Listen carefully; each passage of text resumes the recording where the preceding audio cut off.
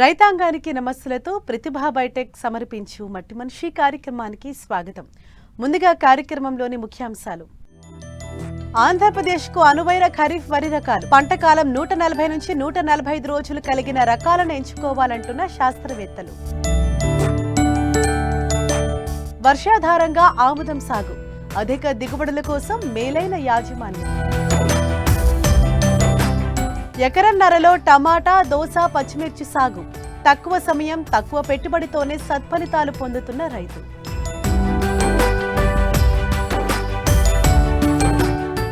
మన ప్రధాన ఆహార పంట వరి. ఖరీఫ్, రబీ సీజన్లలో అధిక విస్తీర్ణంలో సాగు చేస్తున్నారు రైతులు. ముఖ్యంగా ఖరీఫ్ వరి సాగులో అధిక దిగుబడులు సాధించాలంటే ఆయా ప్రాంతాల వాతావరణానికి, నేలకు అనువైన విత్తన రకాలను ఎంపిక చేసుకోవటం చాలా ముఖ్యం. బాగా ప్రాచుర్యం పొందిన ఆంధ్రప్రదేశ్కు అనువైన వరి విత్తన రకాలు, వాటి గుణగణాల గురించి ఇప్పుడు తెలుసుకుందాం.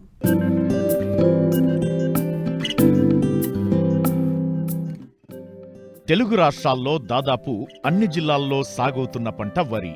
ఆయా ప్రాంతాల్లోని నేల స్వభావం, నీటి వసతి, చీడపీడలు ఆశించే ఉధృతి, విత్తనాలు వేసే కాలాన్ని బట్టి శాస్త్రవేత్తలు వరి వంగడాలను రూపొందించారు. అన్ని ప్రాంతాలకు అన్ని రకాలు అనువు కావు. ముఖ్యంగా ఆంధ్రప్రదేశ్లోని పలు జిల్లాల్లో వాతావరణ పరిస్థితులు, నేలలు వేరువేరుగా ఉంటాయి. అయితే ప్రస్తుతం ఖరీఫ్ వరి సాగుకు రైతులు సన్నద్ధమవుతున్నారు. అధికంగా దీర్ఘ, మధ్య దీర్ఘకాలిక వరి రకాలను సాగు చేస్తుంటారు. దీర్ఘకాలిక రకాల పంటకాలం 140 నుంచి 155 రోజులు, మధ్యకాలిక రకాల పంటకాలం 125 నుండి 135 రోజులు ఉంటుంది. సాగునీటి వసతి, మార్కెట్ గిరాకీని దృష్టిలో ఉంచుకుని ఆయా ప్రాంతాలకు అనుగుణంగా చీడపీడలను తట్టుకునే మేలైన వరి రకాలను సాగుకు ఎంచుకోవాలి. ఆంధ్రప్రదేశ్కు అనువైన వరి రకాలు, వాటి గుణగణాలేంటో రైతులకు తెలియజేస్తున్నారు శ్రీకాకుళం జిల్లా రాగోలు వ్యవసాయ పరిశోధనా స్థానం ప్రధాన శాస్త్రవేత్త డాక్టర్ పాలడుగు సత్యనారాయణ. ఈరోజు మనం రానున్న సార్వా పంటకి అంటే ఖరీఫ్ సీజన్కి ఏ రకాలు వరి రకాలు అనుకూలంగా ఉంటాయి, ముఖ్యంగా వివిధ ప్రాంతాలకి అంటే మన రాష్ట్రంలో ఉన్నటువంటి వివిధ జిల్లాలని మన వివిధ మండలాలుగా విభజించడం జరిగిన నేపథ్యంలో ఏ మండలానికి, ఏ జిల్లాలకి ఏ రకాలు అనుకూలంగా ఉంటాయన్నది మనం చూద్దాం. సార్వాలో అధిక దిగుబడికి మనం రకాన్ని ఎంపిక చేసుకోవాల్సినప్పుడు ఒక రైతుగా కొన్ని నిర్దిష్ట లక్షణాలను దృష్టిలో పెట్టుకుని ఆ రకాన్ని ఎంపిక చేసుకుని సాగు చేసినట్టయితే ఆ రకం యొక్క సాగు అటు రైతుతో పాటు అలా మనకి మిల్లర్కి, అలాగే వినియోగదారుడికి, కన్జ్యూమర్కి కూడా ఉపయుక్తంగా ఉంటుందని చెప్తాం. ఈ నేపథ్యంలో సార్వాలో ఖరీఫ్ సీజన్లో ప్రధానంగా కాలపరిమితి 140 నుంచి 150 రోజులు కాలపరిమితి కలిగి ఉండాలి. ఎంపిక చేసిన రకం చేను మీద పడిపోకుండా, గింజ రాలిక తక్కువగా ఉంటూ, గింజలో నిద్రావస్థ 2 నుంచి 3 వారాలు కలిగి ఉండటంతో పాటుగా చేను పడిపోకుండా ఉండటంతో పాటుగా దాదాపుగా మనకి ఇటీవల కాలంలో వాతావరణంలో వచ్చిన మార్పులో కొన్ని సందర్భాల్లో అధిక వర్షాలు పడినప్పుడు పొలాలు ముంపుకు గురవుతున్న నేపథ్యంలో కొద్దిపాటి ముంపును కూడా అంటే దాదాపు 10 నుంచి 12 రోజులు ముంపును కూడా తట్టుకునే తత్వం కలిగి ఉంటాం. దాంతోపాటుగా ఇటీవల కాలంలో పెరిగినటువంటి చౌడుని కూడా తట్టుకునే రకం అయి ఉండటంతో పాటుగా ప్రధానంగా సార్వాలో మనకు వచ్చేటువంటి తెగుళ్ళు అంటే ఇటు దోమపోటు కానీ లేదా అటు ఎండాకు తెగులు కానీ తట్టుకునే విధంగా ఉండటం, అలాగే మనం ఎంపిక చేసుకున్న రకం సాగు దాదాపుగా మనకి ఎకరానికి 30 నుంచి 40 బస్తాలు సామర్థ్యత కలిగి, అలాగే పండినటువంటి పంట మనకి మినిమం సపోర్ట్ ప్రైస్కి అనుకూలంగా అంటే ఫెయిర్ యావరేజ్ క్వాలిటీ ఏదైతే అంటామో FAQ నామ్స్కి అనుకూలంగా ఉన్నట్టయితే అటు మనకి MSP రేట్ కూడా వస్తుంది. అలా వచ్చిన నేపథ్యంలో అటు రైతుకి ఉపయుక్తంగా ఉండటంతో పాటు పండినటువంటి పంట అటు మిల్లర్కి కూడా ఉపయుక్తంగా ఉండటం, అలాగే వినియోగదారుడు కూడా అనువైన మనకి బియ్యంగా అక్కడ ఉండే అవకాశం ఉంటుంది. కాబట్టి రకము యొక్క ఎంపిక చాలా ప్రాధాన్యత సంతరించుకున్న నేపథ్యంలో వివిధ ప్రాంతాలకి ప్రధానమైనటువంటి రకాలు ఏమున్నాయని చూసినప్పుడు విస్తృత స్థాయిలో మన రాష్ట్రంలో సాగు చేయబడుతున్న రకంగా BPT 50 చెప్పుకోవచ్చు. ఈ రకం ముఖ్యంగా ఏంటంటే కృష్ణా మండలము, అలాగే దక్షిణ మండలము, అలాగే స్కేర్స్ రెయిన్ఫాల్ జోన్ అంటే నెల్లూరు, నంద్యాల ఈ ప్రాంతాల్లో ఈ BPT 50 విస్తారంగా సాగు చేయబడుతుంది. దీని తర్వాత రకంగా చూసుకున్నట్టయితే MTU 1061 అనే రకం. ఈ రకం అటు ఉత్తర కోస్తా జిల్లాలతో పాటు మన గోదావరి మండలం, ఉభయ గోదావరి జిల్లాలతో పాటు కృష్ణా, గుంటూరు ఈ జిల్లాల్లో విస్తృత స్థాయిలో MTU 1061 అనే దీర్ఘకాలిక రకం సాగు చేయబడుతుంది. దీంతో పాటుగా స్వర్ణ రకం MTU 7029 అనే రకం కూడా మనకి దాదాపు 5 నుంచి 6 లక్షల ఎకరాల్లో ఈ రకం కూడా సాగు చేయబడుతుంది. ఇది ముఖ్యంగా గోదావరి జిల్లాలతో పాటు ఉత్తర కోస్తా అంటే శ్రీకాకుళం, కొద్దిమేర విజయనగరం ఈ జిల్లాల్లో ఈ రకం సాగులో ఉన్నది. ఈ రకాలతో పాటుగా ఇటీవల కాలంలో అనేక కొత్త రకాలు మనం విడుదల చేయడం జరిగింది. దాంతోపాటుగా బాపట్ల పరిశోధన స్థానం నుంచి విడుదలైనటువంటి BPT 2270 అనే రకం కూడా దాదాపుగా మనకి దీర్ఘకాలిక రకము, సింగిల్ క్రాప్ ఒకే పంట వేసేటువంటి ప్రాంతానికి ఈ BPT 2270 కూడా అత్యంత అనుకూలం. అలాగే ఉత్తర కోస్తా జిల్లాలకు వచ్చినట్టయితే మనకి RGL 2537 శ్రీకాకుళం సన్నాలు, దాదాపు విశాఖపట్నం, కొద్దిమేర శ్రీకాకుళం ఈ జిల్లాలో 1,00,000 హెక్టేర్లో సాగు చేయబడుతున్నటువంటి ఈ RGL 2537 కూడా అత్యంత అనుకూలంగా చెప్పుకోవచ్చు.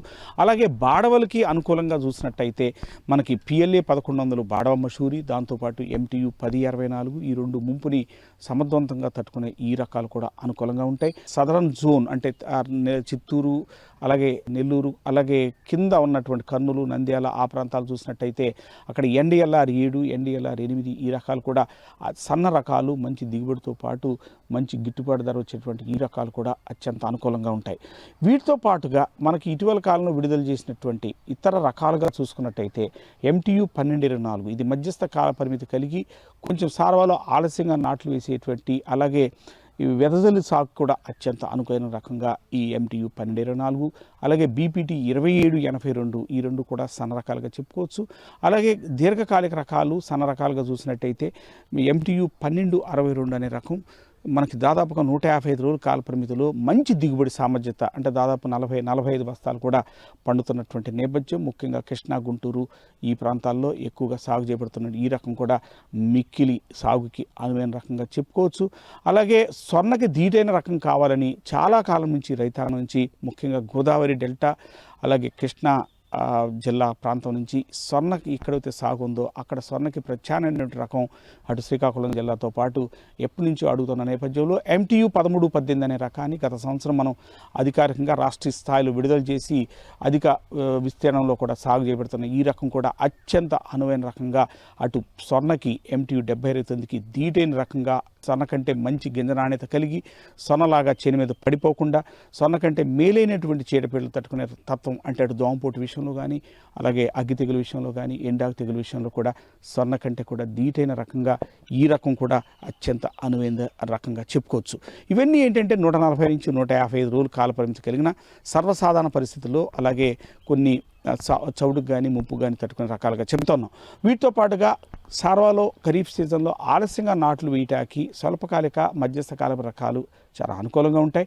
ముఖ్యంగా మెట్ట ప్రాంతాల్లో చూసినట్టయితే అటు MTU 1120తో పాటు MTU 1010, అలాగే MTU 1156, MTU 1153, అలాగే NLR 3449, NLR 3354 ఈ రకాలు ఏంటంటే మనకు ఆలస్యంగా నాట్లు వేయటానికి మెట్ట ప్రాంతానికి కంటింజెన్సీ కింద కూడా మనం చెప్తా ఉంటాం. ఈ రకాలు సాగుకి అత్యంత అనుకూలం. ఈ రకాలు ఏంటంటే ఆలస్యంగా నాట్లకు వేయటానికి, అలాగే చౌడు భూముల్లో కూడా MTU 1293 కూడా అత్యంత అనుకూలంగా ఉంటుంది. ఏదేమైనప్పటికీ ఆయా ప్రాంతాలని దృష్టిలో పెట్టుకుని అక్కడ ఉన్నటువంటి నీటి వనరులు, అలాగే సాగు విధానం, అలాగే ముందు వెనక వేసే పద్ధతులు బట్టి రకాల యొక్క గుణగణాలు మనం దృష్టిలో పెట్టుకుని మనం ఆ రకాన్ని ఎంపిక చేసుకుని సాగు చేసుకున్నట్టయితే రైతుకి మిక్కిలి ఆదాయం వస్తుంది. దాంతోపాటుగా మేలైన రకాలు అంటే గింజ నాణ్యత, ముఖ్యంగా మనకి జన్యు స్వచ్ఛత బాగా కలిగినటువంటి రకాలని ధృవీకరించిన విత్తన సంస్థల నుంచి లేదా అభ్యుదయ రైతుల నుంచి సేకరించుకుని సాగు చేసినట్టయితే ఎప్పుడైతే మేలైన రకం మనం సాగు చేస్తున్నామో అప్పుడు ఎకరానికి 2 నుంచి 3 బస్తాల అదనంగా దిగుబడి వచ్చే ఆస్కారం ఉంటుంది. ఈ విధంగా రానున్న కాలంలో రైతు ముఖ్యంగా ఇప్పుడు నేను చెప్పినటువంటి ఈ రకాలని ఎంపిక చేసుకుని ఆయా ప్రాంతాలకి అనువైన రకాలని ఏదైతే చెప్పామో ఆ రకాలను ఎంపిక చేసుకుని సాగు చేయడం ద్వారా మనకి ఆశించినటువంటి దిగుబడులు పొందడానికి ఆస్కారం ఉంటుంది.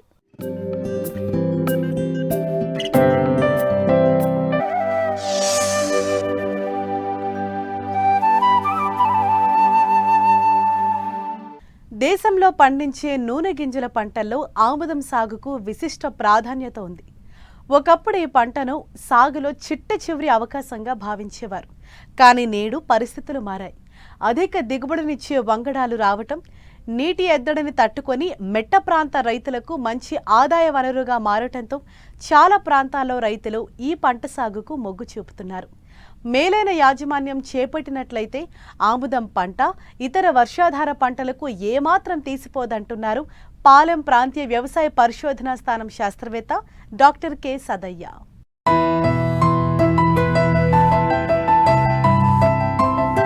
ఆముదం విస్తీర్ణం ఉత్పత్తిలో ప్రపంచంలోనే మన దేశం ప్రథమ స్థానంలో ఉంది. 2 తెలుగు రాష్ట్రాల్లో దాదాపు 3 లక్షల హెక్టార్లలో సాగవుతోంది. తెలంగాణలో మహబూబ్ నగర్, నల్గొండ, రంగారెడ్డి, కరీంనగర్ జిల్లాల్లో సాగవుతుండగా ఆంధ్రప్రదేశ్లో కర్నూలు, అనంతపురం, ప్రకాశం జిల్లాల్లో దీని విస్తీర్ణం ఉంది. ఆముదం నూనెను వైమానిక రంగంలో, జెట్, రాకెట్ పరిశ్రమల్లో లూబ్రికెంట్ గాను, పాలిష్లు, ఆయింట్మెంట్లు, మందుల తయారీల్లోనూ, డీజిల్ పంప్ సెట్లలో డీజిల్ కు ప్రత్యామ్నాయ ఇంధనంగా ఉపయోగిస్తున్నారు. సబ్బులు, డిటర్జెంట్లు వంటి వాటిల్లో కూడా వాడుతుండటంతో దేశంలో ఆముదం పంటకు ప్రాధాన్యత పెరిగింది.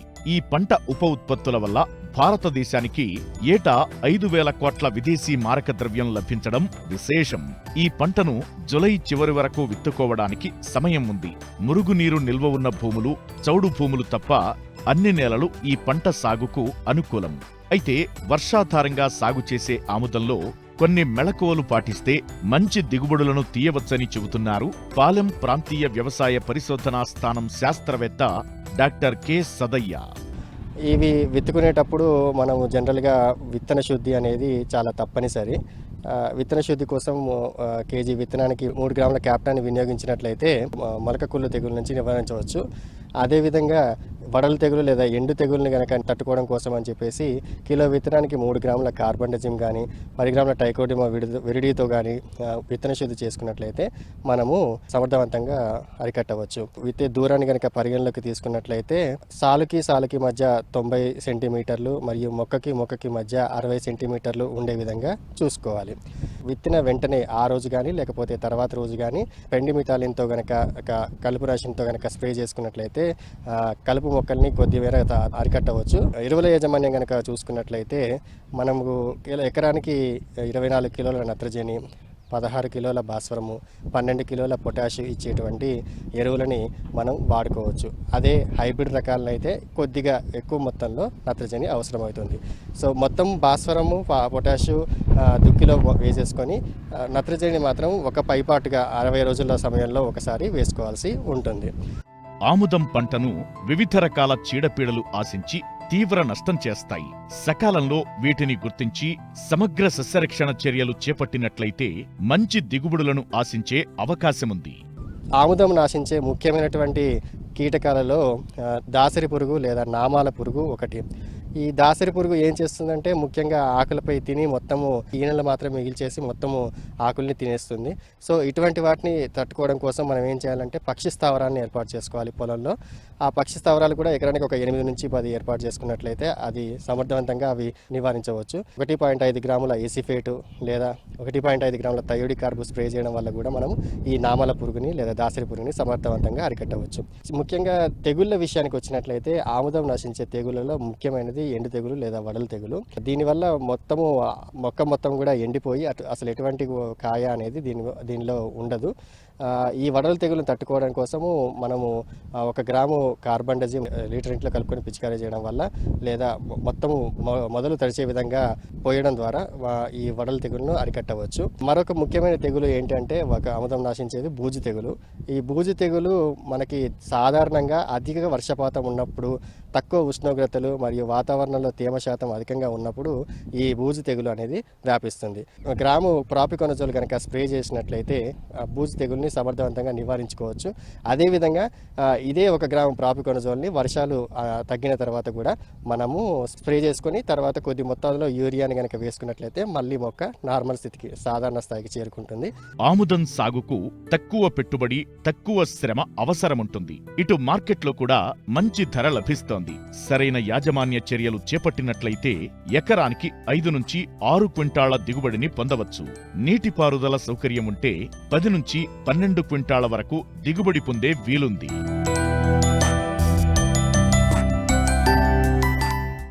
అతి తక్కువ సమయం, తక్కువ ఖర్చుతో అధిక ఆదాయం వచ్చే పంటల్లో కూరగాయలది మొదటి స్థానం అని చెప్పొచ్చు.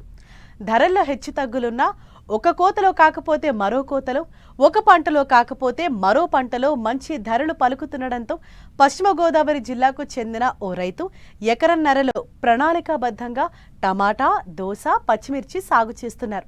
ప్రస్తుతం దిగుబడులు ప్రారంభమయ్యాయి. వేసవి కావటం, మార్కెట్లో ధరలు కూడా బాగుండడంతో మంచి ఆదాయం వస్తుందని ఆశాభావం వ్యక్తం చేస్తున్నారు.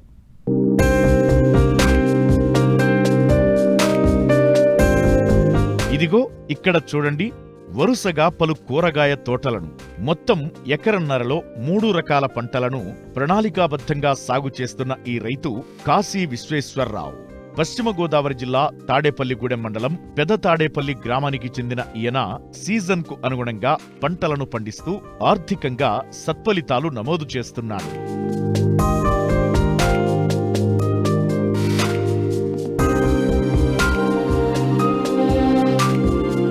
టమాటా, దోస, మిరప ఇలా ఒకే పొలంలో వరుసగా పంటలను సాగు చేస్తూ ఆదర్శవంతమైన సేద్య విధానానికి నిదర్శనంగా నిలుస్తోంది ఈ క్షేత్రం. ఈ తోటలో సంవత్సరం పొడవునా దిగుబడి వస్తుంది. పంట వెనుక మరో పంట వేయటం వల్ల ఖర్చు కూడా తగ్గుతోంది. 1 ఎకరన్నరలో బోదెలపై డ్రిప్, మల్చింగ్ ఏర్పాటు చేశారు. 1/2 ఎకరంలో స్టేకింగ్ విధానంలో టమాటా, మరో 1/2 ఎకరంలో దోస, 1/2 ఎకరంలో పచ్చిమిర్చి విత్తారు. ఎకరన్నర చేస్తానండి. ఈ ఎకరన్నరలో టమాటా, దోస, మిర్చి 3 రకాలు చేస్తున్నాను. ఏ ఒక రకం పెట్టినా ఆ వెరైటీకి హెచ్చు తగ్గులు ఉంటుంది, ఇబ్బంది అవుతుంది ఇవాళ వల్ల రేట్ లేకపోయినా. అందుకని 3 రకాలు వేస్తే ఏదో ఒకటి ఉద్దేశంతో ఇలాగ 3 రకాలు సాగు చేయడం జరుగుతుంది. ఈ టమాటా నారు వచ్చి అనంతపల్లిలో నర్సరీ ఉంది, ఆ నర్సరీ తీసుకొచ్చాను. మొక్క వచ్చి అప్పుడు 2 రూపాయలు పడింది. సుమారు 4 వేల మొక్క నాటాను నేను. 1 ఎకరానికి వచ్చింది. మిర్చి వచ్చి 3 వేల మొక్క తెచ్చాను, 40 సెంట్లో వచ్చింది. మిగతా దోసబాదులు పెట్టాను అనమాట. దీనికి ముఖ్యంగా మిర్చి వచ్చేసరికి ఫస్ట్ నుంచి కూడా వైరస్ వస్తుంది. దీనికి చిన్నప్పటి నుంచి కూడా దీనికోసం చాలా కేర్ తీసుకోవాల్సి వస్తుంది. అలాగే పెట్టుబడి కూడా ఎక్కువ అవుతుంది. దీనికి కింద పోషకాలు ఇచ్చే విధానం అయితే డ్రిప్లో ఇస్తాను. డ్రిప్ ద్వారా కానీ 1919, 2020, 1261 ఇలాగా కాంబినేషన్ ఉంటాయో అవి ఇస్తాం అనమాట. డ్రిప్లో పెట్టుకేషన్ అంతా కూడా పైపాటికి వచ్చేసరికి పురుగు మందులు బాగా విపరీతంగా పడుతున్నాయి ఈ మధ్యకాలంలో. అయితే మిర్చికి ప్రతి 5-6 రోజులకి ఒకసారి కొట్టవలసి వస్తుంది. ముందు వైరస్ కాసుకోకపోతే మొక్క ఎందుకు పనిచేయదు. ఎంత ఖరీదు పెట్టి ఎంత పెట్టుబడి పెట్టినా ఒక వైరస్ వచ్చిందంటే చాలు. బొబ్బర తెగులు ఒకటి, పై ముడత, కింద ముడత, ఆకు ముడత బాగా వస్తుంది మిర్చికి. పెట్టుబడి కూడా ఎక్కువైంది మిర్చికి. నెక్స్ట్ వచ్చి టమాటా అనమాట. టమాటా కూడా ఇంచుమించుగా అలాగే అదే వస్తుంది, కానీ ఇంత స్పీడ్గా రాదు. ఎక్కువ కాండం కుళ్ళు, కొమ్మ కుళ్ళు తెగులు వస్తుంది. దానికి తగ్గ మందులు కూడా వాడతాము. దోస వచ్చేసరికి అంత ఇబ్బంది ఏం కాదు, కొంచెం మొండి జాతి పంట అది. దాని మీద పెట్టుబడి కూడా కొంచెం తక్కువ అవుతుంది రైతుకి. పెట్టుబడి బాగా ఎక్కువ అయ్యేది, ఖర్చు ఎక్కువ అయ్యేది. దిగుబడి పరంగా రేటు ఉంటే తప్ప మిగిలేది టమాటా, మిర్చి రైతుకి.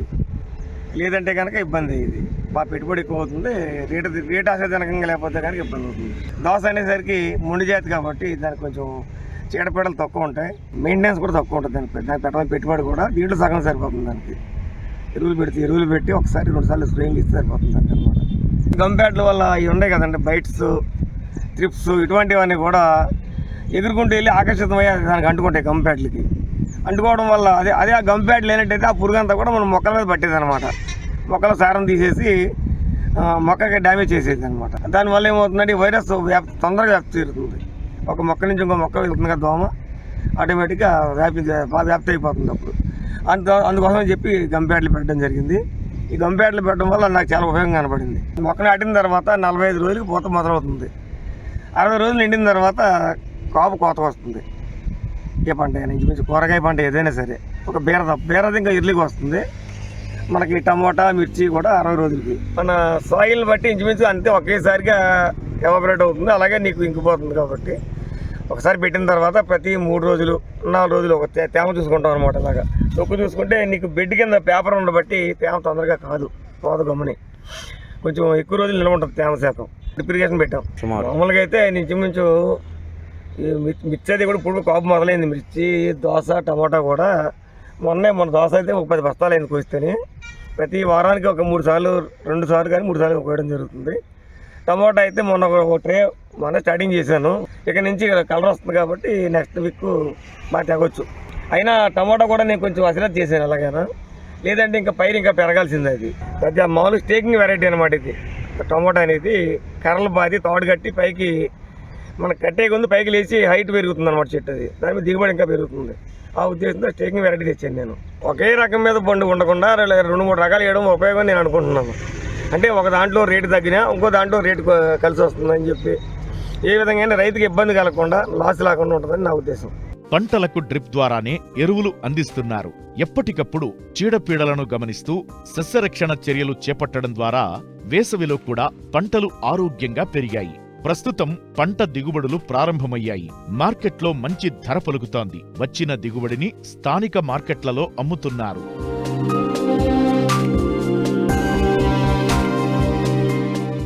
వ్యవసాయంలో సమస్యలకు, సందేహాలకు సమాధానాల కోసం మట్టి మనిషి రైతుకు అండగా నిలుస్తోంది. మీరు సంప్రదించవలసిన చిరునామా మట్టి మనిషి 10 TV, road number 36, Jubilee Hills, Hyderabad 500033.